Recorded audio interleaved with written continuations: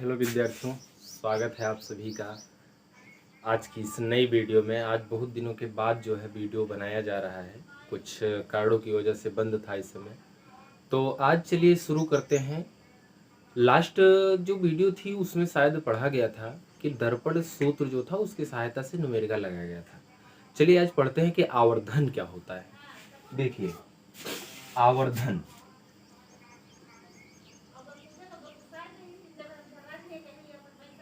आवर्धन ये आवर्धन क्या होता है। जैसे देखो, एक फिगर बनाते हैं यहाँ पे। जैसे मान लीजिए ये है एक अवतल दर्पण, ये रहा अवतल दर्पण। अब हम जैसे यहाँ पे मान लेते हैं केंद्र है और यहाँ पे क्या है, फोकस है। क्या करते हैं, केंद्र से थोड़ा सा हट करके एक वस्तु रखते हैं। जब वस्तु को रखेंगे, मान लीजिए इस वस्तु का नाम ए बी है और ये जाएगी, जब इस पे इंसिडेंट होगी तो ये कहां से होकर के आएगी, फोकस से होकर के आएगी। यहाँ पे देखिए, अब ये जो इसका ऊपरी सिरा है, हाँ, केंद्र से लेकर के जाएंगे।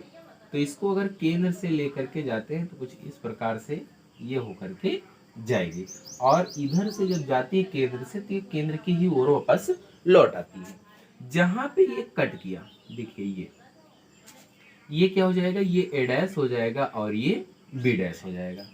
यहीं से हमें ये पता चला कि हमने ये वस्तु को इतना बड़ा रखा था और प्रतिबिंब इतना बड़ा बन रहा है। तो क्या प्रतिबिंब छोटा है? यस, आंसर है कि ये प्रतिबिंब जो है इससे छोटा है। तो आवर्धन जो होता है वो सीधे सीधे हम ये बोल सकते हैं कि वस्तु की लंबाई, वस्तु की लंबाई, देखिए वस्तु कितनी लंबी हमने रखी थी, मतलब बड़ी है।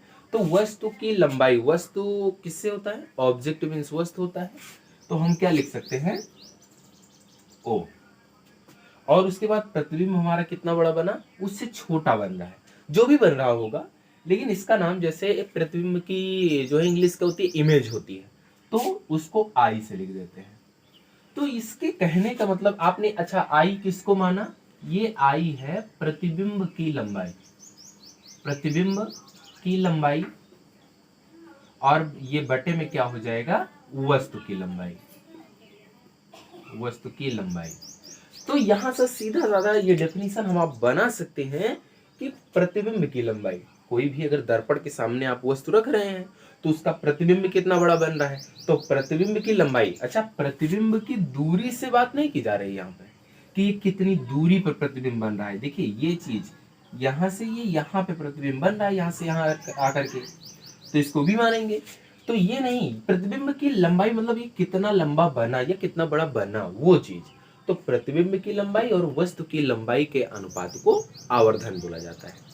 देखिए, आवर्धन के लिए 2-3 कंडीशन होती है। अच्छा, आवर्धन को लिखते यम से है, ठीक है। अगर यम का मान बड़ा आ जाए 1 से, ठीक है, 1 से बड़ा कब आएगा, कि जो है प्रतिबिंब ज्यादा बड़ा बने और वस्तु की लंबाई छोटी हो। जैसे मान लीजिए ये, इसमें तो लेस देन आएगा कि m लेस देन 1, 1 से छोटा। वस्तु अपने कितनी बड़ी आपने रखी थी, वस्तु यहाँ पे हम मान लेते हैं आपने 5 सेंटीमीटर की रखी थी, और उसके बाद प्रतिबिंब कितना बना, वो छोटा बन रहा है, 3 सेंटीमीटर का बन रहा है। तो यहाँ सेंटीमीटर सेंटीमीटर कटेगा, 5 छंग 30, 0.6। तो 0.6 1 से छोटा है ना। तो जब 1 से छोटा होता है और 1 से बड़ा होता है और या आवर्धन 1 के बराबर ही आ जाए, कहने मतलब जितनी बड़ी वस्तु हमने रखी उतना ही बड़ा प्रतिबिंब बन जाए, तो इन तीनों स्थितियों में हमें इस बात को लिखना होगा कि जो है कब क्या होगा। मान लेते हैं आपने आवर्धन की गणना की और वो उसका मान 1 से बड़ा है, देखिए मुंह खुला हुआ है, बड़ा है, तो हम ये बोलेंगे कि प्रतिबिंब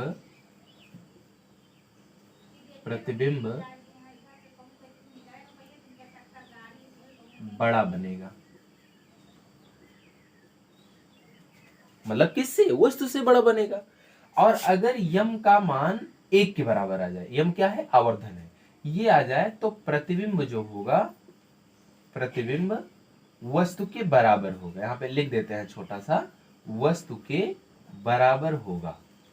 ये पक्की बात है कि अगर हल करते आपने ऐसा लाया, या क्वेश्चन दिया गया, तो इसका मतलब आप ये समझ लीजिए सीधे सीधे कि हमने जितनी बड़ी वस्तु रखी थी उतना ही बड़ा प्रतिबिंब हमारा बन रहा है। अब जैसे समतल दर्पण के सामने होता है तो जितनी बड़ी वस्तु होती है सामने से उतना ही बड़ा आपको दिखाई देता है। ये जितनी दूरी पे, जैसे दर्पण यहाँ पे है और हम यहाँ पे खड़े हुए हैं, तो हमें लगता है कि दर्पण के पीछे उतनी ही दूरी पर हमारा प्रतिबिंब बन रहा है। अब यहाँ पे एक चीज और, जब यम का मान जो है 1 से छोटा हो तो ये कहना होगा आपको कि प्रतिबिंब छोटा बनेगा, प्रतिबिंब छोटा बनेगा। ये तो हो गया प्रतिबिंब की लंबाई और वस्तु की लंबाई से संबंधित फार्मूला। और अगर मान लीजिए ये सारी बात आपको नहीं दी गई है, तब कैसे निकालेंगे? तो आवर्धन यम बराबर होता है आई अपान ओ, और ये किसके बराबर होता है? माइनस वी अपान यू के बराबर होता है। अब v और u जानते हैं, आपने वस्तु को जहां पे रखा हुआ है वो चीज क्या है? वो u होता है। और v क्या है? v वो होता है जहां पे प्रतिबिंब बनता है। तो इन दोनों के अनुपात के माइनस के बराबर भी होता है। अब जैसे मान लो आपको इमेज, वस्तु की लंबाई आपको दी गई है कि वस्तु कुछ है, तो यहाँ पे आप ये लिख सकते हैं कि आई अपान ओ बराबर माइनस वी अपान यू। अब यहाँ आई बराबर कितना हो जाएगा? माइनस वी अपान में यू, और ओ जो है ये मल्टीप्लाई यहाँ चलाएगा। तो कहने का मतलब ये है कि अगर हमें कोई भी क्वेश्चन दिया गया है, वहां पे v अपान यू का मान भी पता है, v का मान भी पता है, और वस्तु की लंबाई कितनी है वो भी पता है, तो सीधे सीधे प्रतिबिंब की लंबाई कितनी होगी वो इस फार्मूले की सहायता से आप ज्ञात कर सकते हैं। अब यहाँ पे अगर एक क्वेश्चन आ जाए आवर्धन निकालने के लिए, तो क्वेश्चन ये हो सकता है कि वस्तु की लंबाई बोलेगा तो क्या लिखेंगे आप? ओ का मान सीधे सीधे कितना दिया गया है? मान लेते हैं 5 सेंटीमीटर दिया गया है। और उसके बाद आई का मान यानी इमेज, प्रतिबिंब कितना बड़ा बन रहा है? वो बन रहा है 8 सेंटीमीटर, ये बन रहा है। तो उन्होंने पूछा कि आवर्धन बताओ, तो अब हम जानते हैं कि आवर्धन m बराबर क्या होता है? आई अपान ओ होता है। तो आई का मान 8 है और उसके बाद ओ का मान कितना है? 5 है। इसको आप भाग करेंगे तो कितना आएगा? 5 एकम 5 और उसके बाद 3 बचा, 5 छंग 30, 1.6 आया। 1.6 ये आवर्धन है क्या? इससे ये पता लगाया जाता है कि ये वस्तु के कितने गुने के बराबर बन रहा है, मतलब उसके गुने से छोटा है या बड़ा है। अब देख रहे हो कि हमने वस्तु रखी थी 5 सेंटीमीटर की और प्रतिबिंब हमारा 8 सेंटीमीटर, तो जाहिर सी बात है अभी आपको बताया गया था कि अगर यम का मान 1 से बड़ा आ जाए, 1 से बड़ा आया तो प्रतिबिंब बड़ा बनेगा। और आप यहाँ देख भी रहे हैं कि वस्तु 5 रखी थी और प्रतिबिंब 8 का बन रहा है, तो बड़ा प्रतिबिंब बन रहा है कि नहीं बन रहा?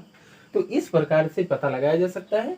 तो आवर्धन ये पता चला कि जो भी वस्तु थी वो इतने गुना प्रतिबिंब जाकर के बन रहा है। हमारी वस्तु कुछ भी थी उसके इतने गुने के जाकर के बन रहा है। अगर मान लीजिए एक वस्तु आया, मतलब हमने ऑब्जेक्ट इतना बड़ा रखा था और प्रतिबिंब आवर्धन निकाले हम, तो वहां पे क्या आया? 0.5।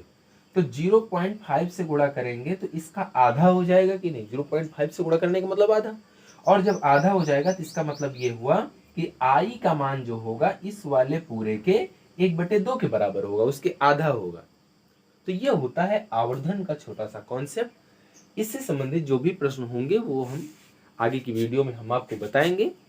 ठीक, मिलते हैं अगली वीडियो में, तब तक के लिए पढ़ते रहिए। नमस्कार।